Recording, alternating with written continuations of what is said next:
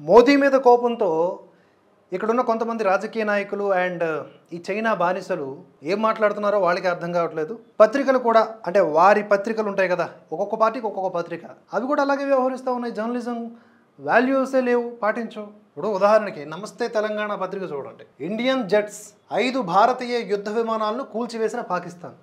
ఎప్పుడు కూల్చేసింది, ఎక్కడ కూల్చేసింది, ఏంది ఈ వార్త, ఎవరు నిర్ధారించారు ఇది? పాకిస్తాన్ వాడు ఏమైనా ఫోన్ చేసి చెప్పాడా? ఒకడు ఫోన్ చేసి చెప్తే అది నిజమని నువ్వు నమ్ముతావా? కేవలం మోదీని బదనాం చేయాలి, ఆపరేషన్ సింధూర్ సక్సెస్ కాకుండా ఉండాలి, మోదీ ఫెయిల్డ్ అని మనం చెప్పుకోవడానికి రాజకీయంగా బాగుంటుంది. అంటే దేశం అనే కాన్సెప్టే లేదా మైండ్లో? ఎప్పుడు రాజకీయాలు చేయాలో కూడా తెలియదా? ఇది నమస్తే తెలంగాణ పత్రిక యొక్క నిజ స్వరూపం. అలాగే చాడా శాస్త్రి గారి పోస్ట్ చూసుకుంటే ది హిందూ పత్రిక కూడా వ్యవహరించిన తీరు. ది హిందూ పత్రిక పేరులో హిందూ ఉందని చెప్పేసి బంధు అనుకునేరు. ఇది ప్రమాదకరమైనటువంటి కంట్రీ అన్నమాట. జస్ట్ ఇన్ అట్లీస్ట్ 3 Indian jets have crashed in Jammu and Kashmir's Akhnoor, Ramban and Pampore areas. A government official told the Hindu అంట. ఎవడ గవర్నమెంట్ అఫీషియల్ తీసుకురండి ఫస్ట్ చెప్పాడంటే ఇక ఫోన్ చేసి మన భారత్ సంబంధించినటువంటి జెట్స్ కూలిపోయాయని చెప్పేసి పిక్చర్స్ పెట్టేసి పోస్టింగులు చేయడాలు.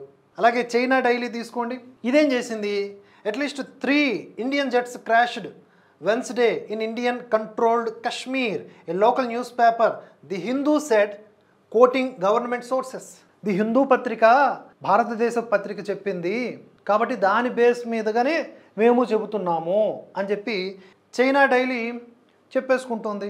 క్లియర్. ఇక్కడ దీన్ని నిందించాల్సిన అవసరం లేదు. ఒక దొంగ ఇక్కడ ఉన్నటువంటి దొంగల్ని ఎత్తుక్కుంటూ ఆ సమాచారాన్ని నిజమైన సమాచారంగా ప్రచారం చేసుకుంటాడు. ఇంటి దొంగలతో బయట దొంగలు కలవడం అంటే ఇదే అనమాట. అయితే చాలాసేపటి తర్వాత సస్పెన్స్ రివీల్ అయినట్లు పెట్టినటువంటి పోస్టులు డిలీట్ చేశామని చెప్పి ది హిందూ మళ్ళీ వివరణ ఇచ్చుకుంది సిగ్గు లేకుండా. ఇన్ని సంవత్సరాల చరిత్ర కలిగి ఉన్నటువంటి మీడియా హౌస్ ఇది. We have deleted an earlier post about Indian aircraft involved in operation Sindoor. There is no such on record official information from India. We therefore decided to remove the post from our platforms. We regret that it created confusion among our readers. ఒళ్ళు దగ్గర పెట్టుకోవాలి, కనీసం క్షమాపణలు కూడా అడగట్లేదు. Just regrets అంతే, just regrets.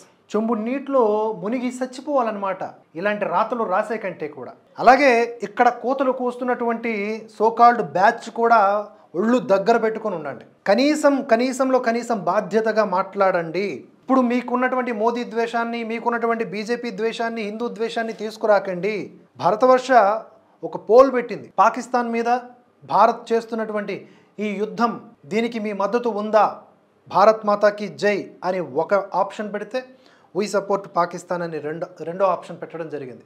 100కి 100% మద్దతు ఇవ్వడం జరిగింది ఆ పోల్లో. ఒక్కడంటే ఒక్కడు కూడా నిజమైన భారతీయుడు పాకిస్తాన్కి మద్దతునివ్వడు. కానీ ఈ బొక్కడా బ్యాచ్ అంతా కూడా ఇదే పనిలో ఉంటుంది. ఏ పాయింట్ని బట్టి మోదీని క్రిటిసైజ్ చేద్దామా, ఏ పాయింట్ని బట్టి ఈ కాషాయాన్ని అందామా, విషం కక్కుదామా.